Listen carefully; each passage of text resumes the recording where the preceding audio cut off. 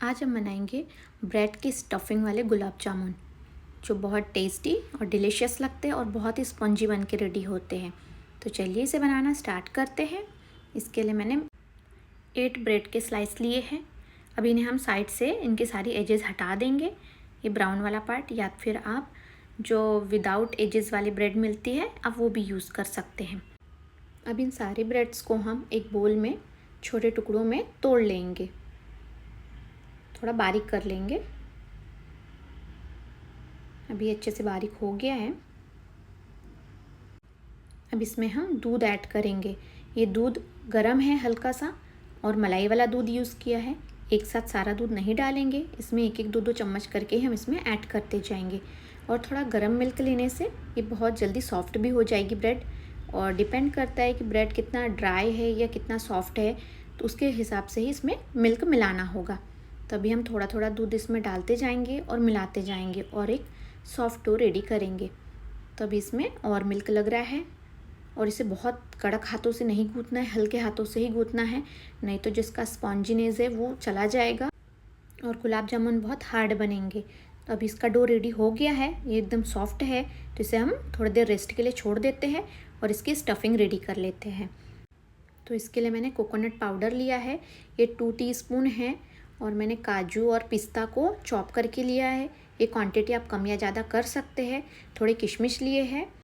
अब इस मिक्सचर को बाइंड करने के लिए हम इसमें थोड़ा मिल्क मिलाएंगे और इसको बाइंड करेंगे। ये अभी भी ड्राई लग रहा है तो थोड़ा और मिल्क ऐड कर देते हैं। और आप चाहो तो इसमें शुगर भी ऐड कर सकते हैं इस टाइम पर मैंने नहीं किया है, क्योंकि गुलाब जामुन स्वीट रहता है तो थोड़ा अंदर की स्टफिंग फीकी ही रखी है। अब हम चाशनी बना लेते हैं। तो इसके लिए मैंने 1 बोल शुगर लिया है और इसी बोल के नाप से मैंने 1.5 बोल पानी लिया है। अब इसे हम मिला देंगे और मीडियम फ्लेम पे इसे शक्कर के घुलने तक के छोड़ देते हैं, जब तक कि हम गुलाब जामुन रेडी कर लेते हैं। तो एक बार थोड़ा इसको मिक्स कर लेंगे। अब इसमें से आपको जितने बड़े साइज़ की गुलाब जामुन बनाना है आप उसके अकॉर्डिंग इसमें से ले सकते हैं। तो मैंने थोड़ा बड़े साइज़ का ही लिया है। अब इसको राउंड करके थोड़ा फ्लैट कर लिया है। अब स्टफिंग हम इसमें बीच में रखेंगे और इसको थोड़ा प्रेस कर लेंगे और इसे साइड साइड से दबाते हुए ऊपर की तरफ लेकर आएंगे और इसको पैक कर लेंगे अच्छे से और राउंड शेप में इसे बॉल की तरह रेडी कर लेंगे। ऐसे ही अब मैं सारे गुलाब जामुन बना के रेडी कर लेती हूँ। ये 8 ब्रेड लिए थे मैंने, तो इससे 8 से 9 बन के स्टफिंग वाले गुलाब जामुन बन के रेडी हुए हैं। और ये थोड़े बड़े साइज़ के हैं, आप यदि छोटे बनाओगे तो 10 भी बन सकते हैं।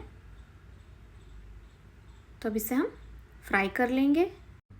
चाशनी में शक्कर भी अच्छे से घुल गई है, तो अब इसको ऐसे ही 4 से 5 मिनट तक के और हम पकने देंगे, जब तक कि हमारे गुलाब जामुन फ्राई भी हो जाएंगे और हम तुरंत ही से उसमें डाल देंगे।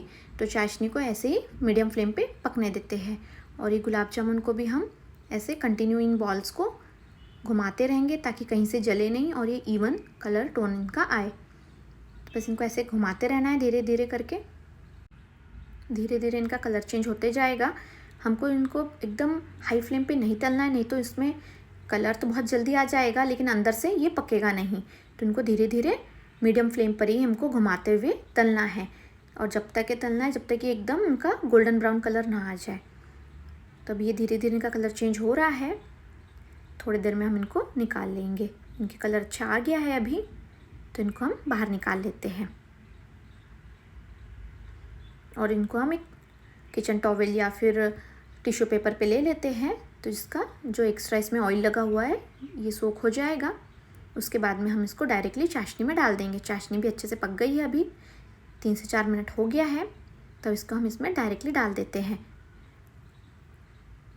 और इनको डालने के बाद में भी 3 से 4 मिनट तक के गैस का फ्लेम ऑन रख के ही पकाएंगे ऐसे, जिससे चाशनी इसमें अच्छे से चली जाएगी। अभी 4 से 5 मिनट हो गया है, तो मैंने गैस का फ्लेम ऑफ कर दिया है। अभी हम इनको थोड़ा ठंडा होने देते हैं। ये अच्छे से फूल भी गए हैं, अभी चाशनी जा रही है, तो काफ़ी अच्छा कलर भी आया है और उनका साइज़ भी बड़ा हो गया है और काफ़ी स्पॉन्जी बने हैं। तो इनको हम ठंडा होने के लिए छोड़ देते हैं। अब ये ठंडे हो गए हैं, इनमें चाशनी भी अंदर चली गई है, ये एकदम पैन के तले में जाके बैठ गए हैं। तो इनको हम सर्व कर लेते हैं। इसको थोड़े से मैं पिस्ता से सर्व कर रही हूँ। रेसिपी पसंद आई हो तो मेरे चैनल को सब्सक्राइब कीजिए, रेसिपी को लाइक और शेयर कीजिए, कमेंट में ज़रूर बताइए आपको रेसिपी कैसे लगी।